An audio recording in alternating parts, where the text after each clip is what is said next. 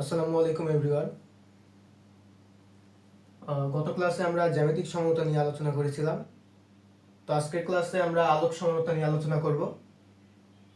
আলোক সমানতার মোট 4টা শর্ত আছে। শর্তগুলো নিয়ে আগে আমরা আলোচনা করি। প্রথম শর্ত হচ্ছে কাইরাল কার্বন থাকতে হবে। তো কাইরাল কার্বনটা কি? কাইরাল কার্বন হচ্ছে যে কার্বনের 4টি হাতে 4টি ভিন্ন ভিন্ন মূলক থাকবে। তো সেই কার্বনটা হবে কাইরাল কার্বন। তো এই দুইটা যৌগের ক্ষেত্রে আমরা দেখি এই কার্বনের 4টা হাতের সাথে 4টা ভিন্ন ভিন্ন মূলক আছে। কার্বক্সিলিক অ্যাসিড, এটা হচ্ছে হাইড্রক্সিল, এটা হচ্ছে মিথাইল, এটা হাইড্রোজেন, মানে 4টা ভিন্ন ভিন্ন মূলক যুক্ত আছে কার্বনের সাথে। তাই এই কার্বনটা হচ্ছে কাইরাল কার্বন। কাইরাল কার্বনকে স্টার দিয়ে প্রকাশ করা যায়। এটার ক্ষেত্রেও একই, 4টা ভিন্ন ভিন্ন মূলক যুক্ত আছে কার্বনের 4টা হাতের সাথে, তাই এটাও একটা কাইরাল কার্বন। এরপরে গ্লুকোজের ক্ষেত্রে যদি আসি, গ্লুকোজের এই কার্বনের সাথে দেখা যাচ্ছে এই একটা মূলক, এই একটা মূলক, এই একটা মূলক এবং এই পুরোটা একটা মূলক। তো 4টাই কিন্তু ভিন্ন ভিন্ন মূলক, তাই এইটা একটা কাইরাল কার্বন। আবার এই কার্বনের এই পুরো একটা মূলক, তারপর এই একটা মূলক, এই একটা মূলক এবং এই পুরোটা একটা মূলক, তো এটাও একটা কাইরাল কার্বন।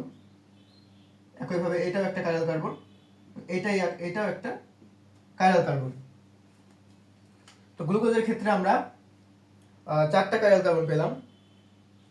তো কোন যৌগ থেকে কয়টি সমাণু পাবো সেটা বের করা যায়। এটা হচ্ছে 2n, এটা দিয়ে n হচ্ছে আমাদের কাইরাল কার্বন সংখ্যা। তো গ্লুকোজের ক্ষেত্রে যদি আমরা দেখি, গ্লুকোজের ক্ষেত্রে 2 এখানে 4টা কাইরাল কার্বন আছে, তো 2⁴ ইকুয়াল টু 16। তো আমরা 16টা সমান পাবো। দ্বিতীয় শর্ত হচ্ছে আলোক সক্রিয় হতে হবে। তো আলোক সক্রিয় কিভাবে হয় আমরা এটার মাধ্যমে বুঝতে পারবো। জিনিসটা ব্যাখ্যা করি। একটা বাল্ব, এটা একটা বাল্ব, এই বাল্বটাকে যদি আমরা জ্বালাই তাহলে এর আলোগুলো বিভিন্ন দিকে ছড়িয়ে যাবে। বিভিন্ন দিকে ছড়িয়ে যাওয়াকে বলে ভিন্ন দিকে আবর্তন বা বিভিন্ন দিকে আবর্তন। বিভিন্ন দিকে আবর্তিত হয়ে আলোটা ছড়িয়ে পড়ে।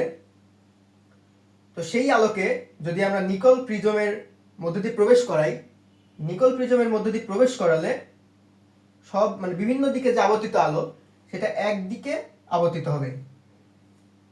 একদিকে আবর্তিত হওয়ার পরে এই আলোটা একটা নলের মধ্যে প্রবেশ করবে। এই নলটার নাম হচ্ছে পোলারিমিটার। আর এই নলের মধ্যে একটা তরল যৌগ থাকে। এই তরল যৌগটা এই কাইরাল কার্বন দ্বারা গঠিত একটি যৌগের তরল যৌগ। এই যৌগের মধ্যে যখন মানে এই নলের মধ্যে যখন আলোটা প্রবেশ করবে, প্রবেশ করার পরে সেই আলো যদি 0 ডিগ্রি কোণ বরাবর অর্থাৎ সোজাসুজি বের হয় বা নির্গত হয়, তাহলে সেটা আলোক সক্রিয় না, সেটা হচ্ছে আলোক নিষ্ক্রিয়। আর যদি কিছুটা কোণ সৃষ্টি করে ডানে অথবা বামে বা ডানে অথবা বাম দিকে যদি নির্গত হয়, তাহলে সেটা হবে আলোক সক্রিয়। তো আলোক সক্রিয় এবং আলোক নিষ্ক্রিয় কিভাবে হয় সেটা আমরা বুঝলাম। তৃতীয় শর্ত হচ্ছে পরস্পরের দর্পণ প্রতিবিম্ব হতে হবে।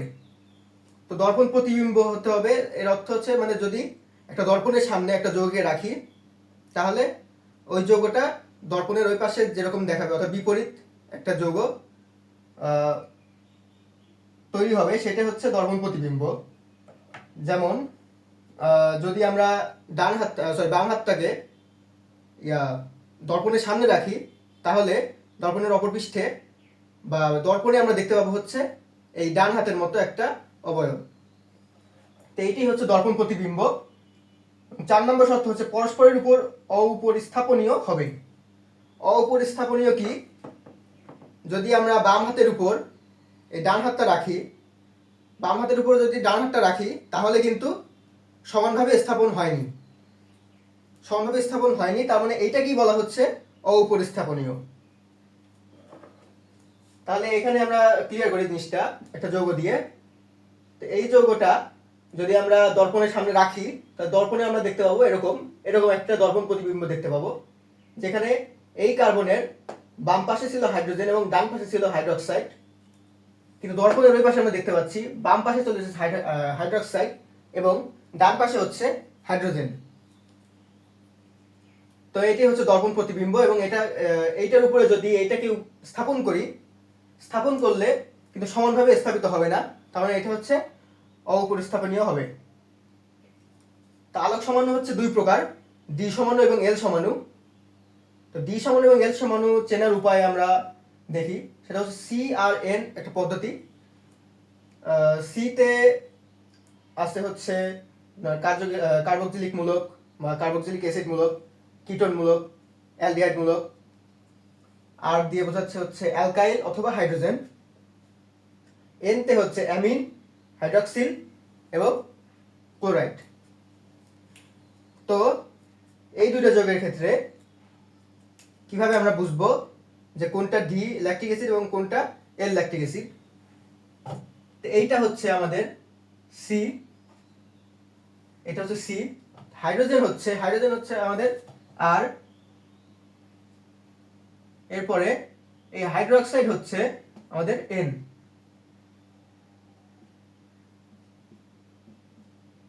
তো আমাদের পদ্ধতিটা হচ্ছে সি আর এন, মানে প্রথমে সি, তারপরে আর, তারপরে এন।